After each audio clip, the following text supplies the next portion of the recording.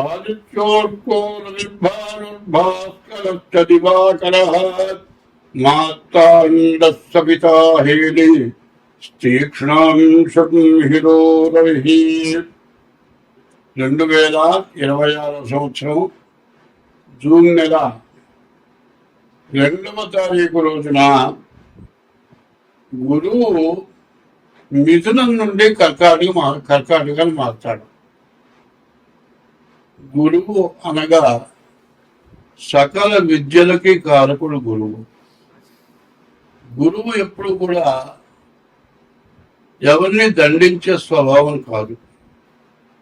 అనవసరంగా ఎవరిని బాధ పెట్టడం, ఎవరిని ఇబ్బంది పెట్టడం అటువంటి పనులు గురువు చేయడు. గురువు ఎప్పుడు కూడా ఎంత మూర్ఖుడైనా కూడా వాడు బాగా చదువుకొని తనంతటిగా వాడు కావాలని కోరుకుంటాడు. కానీ వాడేం పాడైపోవాలని, వాడేదో అడిగి రాకుండా చేయాలని అటువంటి దృష్టి గురువుది కాదు. ఆ స్వభావమే కాదు. కొంతమందికి కొన్ని స్వభావాలు ఉంటాయి. కొంతమంది తన దగ్గర పనిచేస్తూ ఉండి ఎవరి దగ్గర అయితే పనిచేస్తున్నారో వాళ్ళు పాడైపోయి తను బాగుపడాలనుకుంటారు.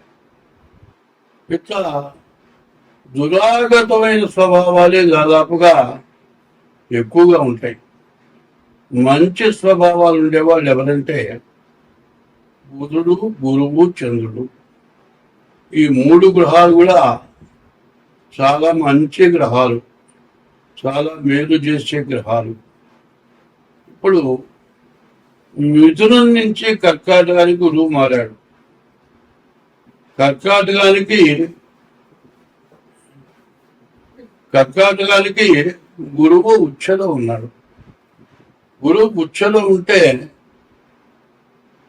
ప్రతి గ్రహానికి కూడా లెక్క ఏంటంటే ద్వాదశాష్టమ జన్మస్థం శని అంగారకో గురు కుర్వంతి ప్రాణ సందేహం స్థాన చలనం ధనక్షయమని.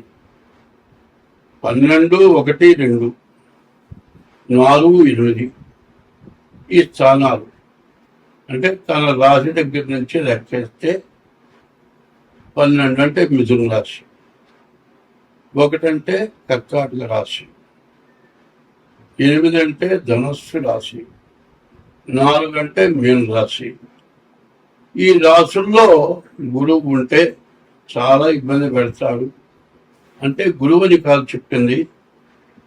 శని, కుజుడు, గురువు ఈ 3 గ్రహాలు కూడా ఆ రాశుల్లో ఉంటే శని ఉన్న రాశి దగ్గర నుంచి మరి 12వ రాశి, 1వ రాశి, 2వ రాశి, 4వ రాశి, 8వ రాశి ఈ రాశుల్లో కుజుడు కానీ, గురువు కానీ, శని కానీ ఉంటే చాలా నష్టపెడతాడు, చాలా బాధ పెడతాడు అంటారు. అయితే ఈ గురువు అంత మరీ ఘోరమైనటువంటి బాధలు పెట్టాడు. కానీ అటువంటి బాధలు వస్తాయి కొంతమందికి. ఎందుకు వస్తాయంటే ఎవరు చేసిన పాపం వాడు అనుభవించక తప్పదు. ఇప్పుడు ఎవరికైనా ద్రోహం చేయొచ్చు, కానీ గురువుకు ద్రోహం చేయకూడదు. గురుద్రోహాన్ని మించింది కొట్టలేదు. తల్లికి కానీ గురువుకి కానీ ద్రోహం చేస్తే వాళ్ళెవరు కూడా మంచి వ్యక్తి అని అంటానికి ఎక్కడ ఏ రకంగా కూడా అవకాశం లేదు. అటువంటి తల్లికో గురువుకో ద్రోహం చేస్తే మాత్రం తప్పనిసరిగా గురువు కర్కాటక రాశిలో ఉచ్చలో ఉన్నా కూడా అనుభవించాల్సిందే. కానీ దాదాపు అంత దురాగతమైన వాళ్ళు చాలా తక్కువ. దీన్ని బట్టి గుర్తుపెట్టుకోవాలి అందరూ కూడా. ఏమిటా అంటే గురువు కర్కాటక రాశిలో ఉండి, సొంత రాశి కర్కాటక రాశి ఉండి వాళ్ళకి ఏదైనా కష్టాలు వస్తే నేను చేసుకున్న పాపం వల్లనే వచ్చిందని గ్రహించాలి. అందువల్ల ఏం చేయాలి?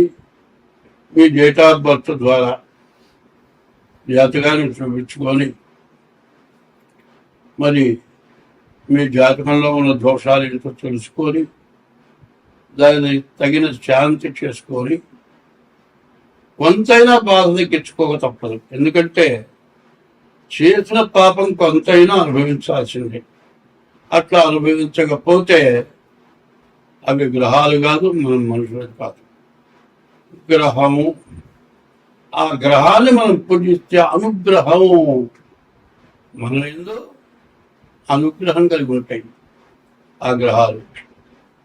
అదే కనుక మనం ఎటువంటి దోషం ఉన్నా కూడా ఏం చేయకుండా ఉంటే ఆగ్రహం, గ్రహానికి 3 రకాలు ఉన్నాయి. గ్రహం, ఆగ్రహం, అనుగ్రహం.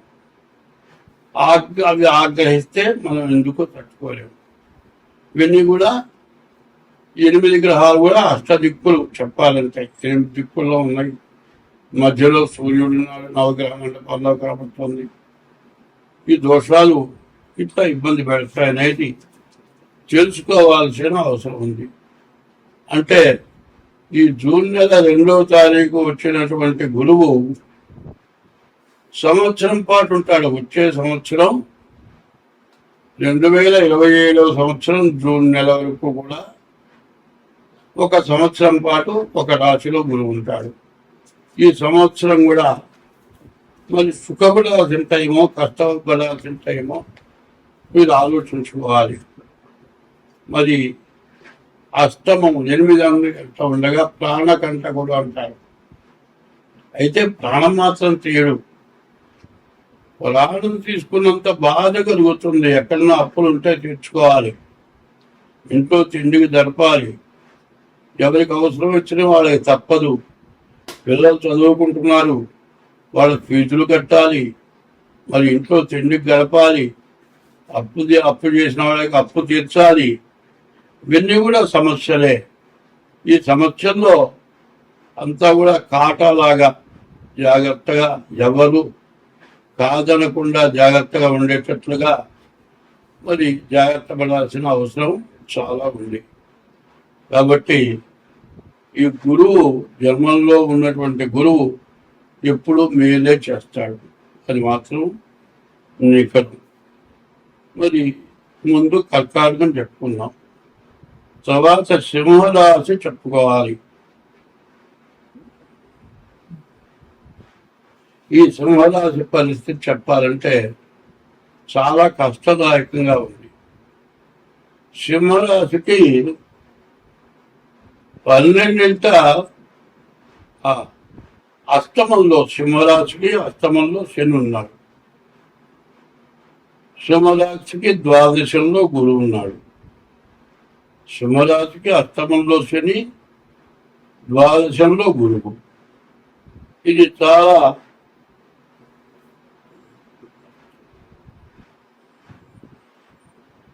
సింహరాశికి అష్టమంలో గురువు. మరి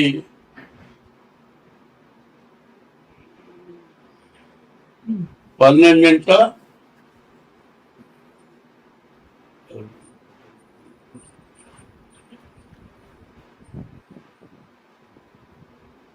సింహరాశికి అష్టమంలో శని,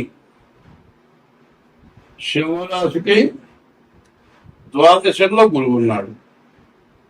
ఈ ద్వాదశాంచే వ్యయోరిప్పహ, ద్వాదశంలో ఉన్న గురువు ఖర్చు విపరీతంగా పెంచుతాడు. రూపాయి పెట్టాల్సిన చోట 100 పెట్టాలి. అనవసరమైన దండగమారి ఖర్చులు పెట్టేస్తాడు. అష్టమంలో ఉన్నాడు గురువు, ప్రాణకంటకుడు. ఈ కర్కాటక రాశికి ద్వాదశంలో గురువు, అష్టమంలో శని. చాలా కష్టదాయకంగా ఉంటుంది, చెప్పడానికి వీలు కానిటువంటి బాధలు ఎక్కువగా సింహరాశికి కనపడుతున్నాయి. ఈ సింహరాశి వాళ్ళు కూడా ఇది గోచారం కరెక్ట్గా ఉన్నారు కాదు తెలుసుకోవాల్సిన అవసరం కూడా ఉంది. ఎట్లా మరి గోచారం అనేది మీరు పుట్టిన తారీఖు, నెల, సంవత్సరం, టైమును బట్టి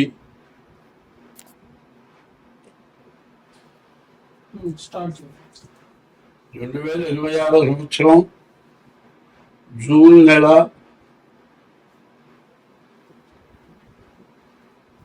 మిథున రాశి, 3వ రాశి మిథున రాశి. ఈ మిథున రాశి ఫలితాలు చెప్పుకున్నాం. ఇంతవరకు చెప్పిన వాటిల్లో 4 గ్రహాలు బాగున్నది మిథున రాశి ఒకటి. ఈ మిథున రాశికి 4 గ్రహాలు బాగున్నాయి.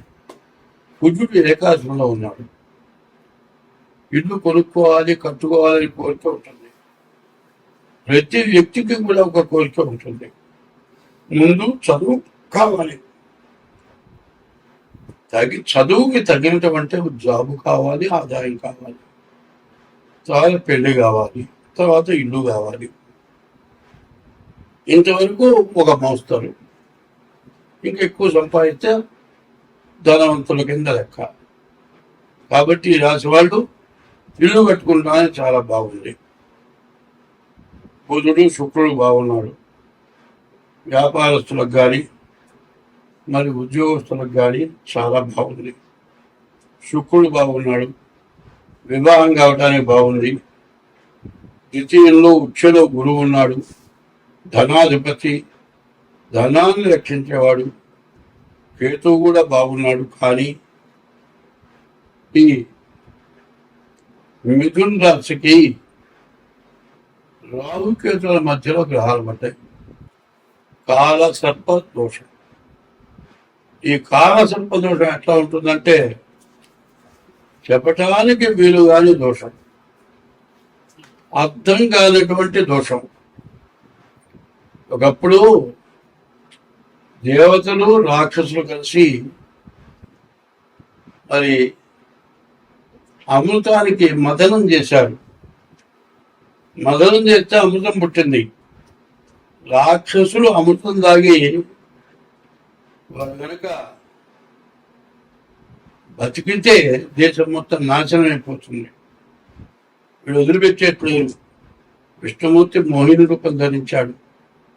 కొనుక్కుంటూ మీరంతా లైన్లో కూర్చోండి, అతిథి నేను వచ్చేస్తా, మీకు అదే అమృతం పోస్తారంటే మరి ఆడ మనిషి మీద ధ్యాస కలిగి అట్లా కూర్చున్నారు. వీళ్ళని మోసం చేసి దేవతలకు అమృతం మోసాడు, రాక్షసులకి అమృతం లేకుండా చేశాడు. మరి అట్లాగే మానవుడు ఎవడైనా సరే దేనికి దెబ్బతింటాడు అంటే యవ్వనం చాలా కొద్ది. ఆ యవ్వనంలో ఒక ఆడ మనిషికి మోసపోయి జీవితం నాశనం చేసుకుంటాడు. కాబట్టి ఈ రాశి వాళ్ళకి చెప్పాలంటే రాహుకేతువుల మధ్యలో గ్రహాలు పడ్డాయి. కాలసర్ప దోషం. మరి ఈ కుజుడు స్వక్షేత్రంలో ఉన్నాడు, 11 ఉన్నాడు. కుడి దోషం లేదు, కానీ కాలసర్ప దోషం మాత్రం పూర్తిగా ఉంది. కాలసర్ప దోషం అంటే కాలమే సర్పమని కాటేస్తుందని అర్థం. కాబట్టి ఈ దోషం ఎట్లా ఉంటుందంటే వివాహము అనే పేరుతో మనిషిని నాశనం చేస్తుంది. ఒక వివాహంలో బాగుపడ్డ వాళ్ళు ఉన్నారు, వివాహంలో పూర్తిగా చెడిపోయిన వాళ్ళు ఉన్నారు. కాబట్టి రాశి వాళ్ళకి బాగుండని గ్రహాలు చెప్పాలంటే రవి, బుధుడు, శని, రాహుడు, ఈ 4 గ్రహాలు పూర్తిగా బాగాలేవు. కాబట్టి మిథున రాశి వాళ్ళకి వివాహ విషయంలో చాలా జాగ్రత్త పడి వివాహం చేసుకోవటం, చదువు బాగా సాగుతుంది. విదేశాలకు వెళ్ళటానికి అవకాశం ఉంది. చాలామంది విదేశాలకు వెళుతున్నారు. వెళ్ళేటప్పుడు అప్పులు చేసి తల్లిదండ్రులు పంపిస్తున్నారు.